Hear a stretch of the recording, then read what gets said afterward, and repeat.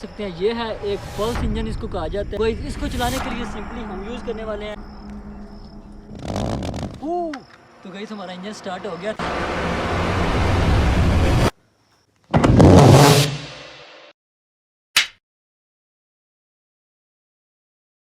तो guys please इस video को आपने कहीं पे भी ट्राई नहीं करना, ये काफ़ी ज़्यादा ख़तरनाक है। हम पूरी सेफ्टी के साथ ये कर रहे हैं। तो गाइस इस चीज़ को बनाने के लिए ये है स्प्रे वाली ये कैन, आप कोई सी भी कैन यूज़ कर सकते हैं। और इसके ऊपर वाला जो हिस्सा है इसको हमने अलग कर देना है ताकि इसके अंदर एक सुराख सा हो सके। तो ये रहा गाइस इसके अंदर होल, और ये है एक स्टील का मैं रॉड यूज़ करने वाला, ये पाइप है बेसिकली।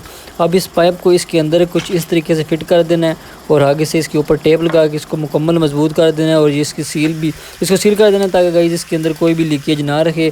तो कुछ इस तरह से ये रेडी हो चुका है यहाँ पे। उसके बाद अब इसको टेस्ट करते हैं गाइस।